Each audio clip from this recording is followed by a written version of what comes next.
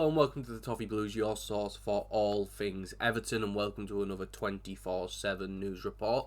The headline news comes from SI Phillips Sport on Twitter, and it's that Chelsea are interested in Jarrad Branthwaite this summer and have inquired. No surprise really, I think a lot of the big clubs around Europe really should be looking at Jarrad Branthwaite after an absolutely fantastic season. We've seen him now, big, physical, left-footed, both-footed really for a centre-back, can take the ball out. Has had a few mistakes this season, but once again, Everton have had one of the best defences in the league, and he's been probably the second most important part of that behind Jordan Pickford. So, yeah, we should be looking for 80 million plus. We've said this before. We're in a situation now where I don't think we're as hindered by PSR and FFP as we have been in the past, which means I think we can ask for even more money now because we're in more of a stable position financially where we don't have to worry about offloading our best players. It wouldn't be as huge as a hit as it may have been last season, for example, or last summer, because I do think Jack O'Brien's come in, proven he's a really good centre-back. It would mean we'd probably have to buy another depth piece, maybe get a younger centre-back in with the prospect of replacing Tarkowski when it's his time to go. But yeah, I think this one, I don't think it's going to happen. I think we're going to see a lot of rumours about Jarrad Branthwaite leaving, but I don't think any team's going to actually stump up the cash, which I think is a good thing for us. We have one of the best defences in the league without competent fullbacks. So, you know, it's one of those where if two competent fullbacks come in who can attack and defend and go up and down the pitch, all of a sudden you may be looking towards us having having the best defence in the league, and that starts with Jarrad Branthwaite, I think. So I think the club need to prioritise keeping him, or if not, if we sell him for 80 million, to be honest, I think at 40 of that should be spent on replacing him, if I'm being completely honest with you. Unless the club are 100% confident in Jack O'Brien, which I think I am, but yeah, I think it's very unlikely that the club decide to sell Jarrad Branthwaite, if I'm going to be honest with you, because I just don't think a team will stump up the cash required. The next bit of news isn't really Everton related, but it comes from, well, it is, but it's required with someone joining another club, and comes from David Ornstein, and it's that clubs who were pursuing the signing of Liam Delap for Ipswich Town are being informed that he's not moving to them amid the English striker's preference to join Chelsea.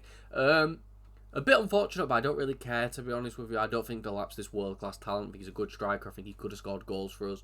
But at the end of the day, this isn't the end of the world for me. It's probably a bit of a sideways step for him, not in terms of the club, but in the fact that he's going to be battling for minutes with Nicholas Jackson and potentially Hugo Ekitike, unless Maresca's planning on moving to two strikers, but I don't think he's tactical flexible enough to do that with you, to be honest.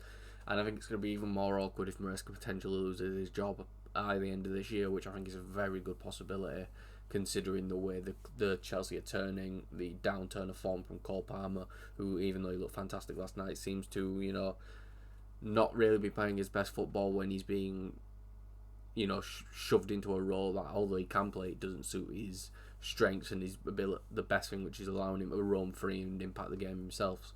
It's a similar thing to, I think he's a lot better player than Jack Grealish, but what Pep's done with Jack Grealish took away his biggest strength. But yeah, not really bothered, to be honest with you. I think there's other strikers out there that could contribute just as much as Liam Delap. And yeah, so it's unfortunate. I would have really liked him, but it's not the end of the world, if I'm going to be completely honest with you. But now some good news. Fabrizio Romano has reported that Idrissa Gana Gueye will sign a new 2-year deal at Everton next week. Huge news. Arguably our best player last season. Tackle numbers through the roof, most in the Premier League once again, I believe. One of the best defensive midfielders in the Premier League, no doubt, in my opinion. And yeah, I know he's getting older, but the energy isn't seeming him to leave him. That ability in the tackle, he's a lot better technical than I think a lot of people make out. And yeah, I think it's a fantastic move from the club getting Idrissa Gueye in. We've already got two young defensive midfielders in Irobotham and Armstrong to potentially take his place. More Armstrong, I'd say, looked really good in a loan spell under Derby in a deeper role. And I could see him once again being shipped off to maybe a playoff contending championship side this time. And hopefully next season, well, the season after next, we'll see Harrison Armstrong in and around the first team when Idrissa Gueye's deal expires. But yeah, I think it's a really good deal. I think it had to be done, and it covers up a potential hole for us this summer of having to spend money to bring in another defensive midfielder. Now we can focus our priorities elsewhere, with Idrissa Gueye signing a new deal at the club. And another signing announced by Fabrizio Romano is that Everton have activated the £15 million buy option for Charlie Alcaraz from Flamengo, €3 million add-ons as part of a package with deal set to be sealed. I think it's around £12.5 million, and I think Alcaraz was a really good addition. Offers a lot of energy and bite, but also offers that technical ability with the ball. Decent in the air for someone of his size as well, and I think getting him for £12.5 million is a bargain. Once again, covers up another position for us in that central attacking midfield position, and means we don't really have to look for a player there, even though I still wouldn't be surprised if we look at someone like a Gus Hammer, but I could see Hammer playing a deeper role in where James Garner plays. So yeah, I think it's a great bit of business from us. I think we had to do it, especially considering how cheap it is and how well he's performed whenever he's been on the pitch for us.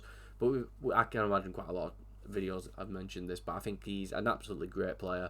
Still has so much room to develop as well. So I think this is one where it feels very old Everton with David Moyes is getting a player in on loan and then signing them on pennies compared to what they probably are worth.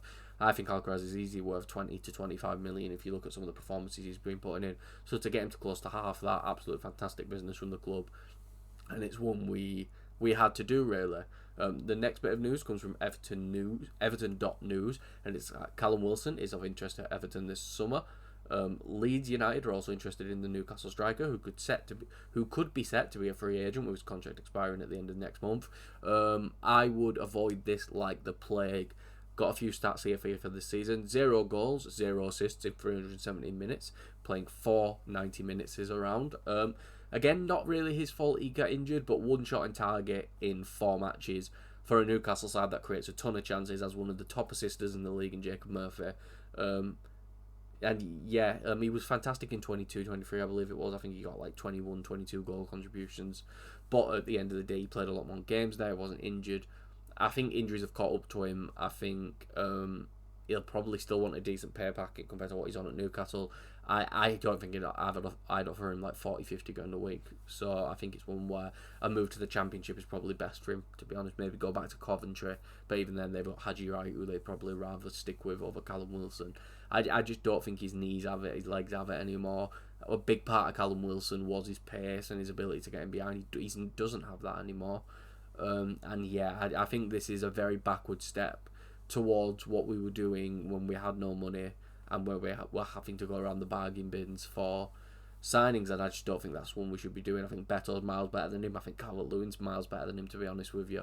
So I know he had a big goal scoring season 3 years ago, but at the end of the day, he's been injury riddled since then, through most of his time at Newcastle, really. And I just think it's not his fault that age and injury have caught him, but at the end of the day, that's part of the game, and I just don't think it's worth signing someone and giving him, 60-70 grand a week to be a backup striker, and a backup striker who's completely unreliable because of his injury history, to be honest. So I'd avoid him at all costs. But let us know what you think about Everton potentially signing Callum Wilson down in the comments below. And we'll move to our final bit of news for today that revolves around the women's team.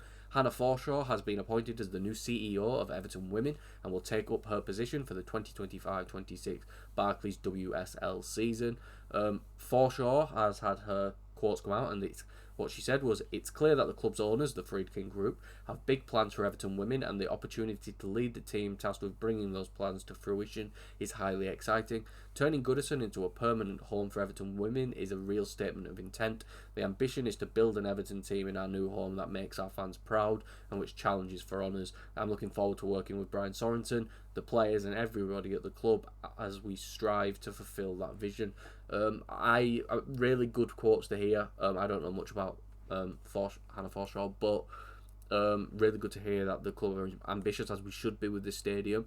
We should have some of the highest attendances in the WSL hopefully next season, which means more money. Hopefully being able to keep a player like Sarah Holmgard, who's just won our Player of the Year for the women's team and is a fantastic left back who's been linked with Real Madrid. I think there's a core of really good players already at the club, and I think if we can get some big signings in this summer, we could really push up the league. I think Brian Sorensen's a pretty good manager, and yeah, I think it'd be really good to see the women's team push up the league, because they've been in limbo for a few years now. I think it'd be really good to see the team succeed. Maybe they win a trophy at Goodison Park, would be fantastic. An FA Cup, a League Cup, something of that nature. It would be absolutely fantastic. But hopefully those quotes are a future sign of good things to come for the women's team. But that is all for this video. If you did enjoy, please make sure to like and subscribe. Follow us on Twitter at Everton Newsfeed, and follow me on Twitter at CallumBrannan3. And I'll see you all for the next video and our live stream that I am on.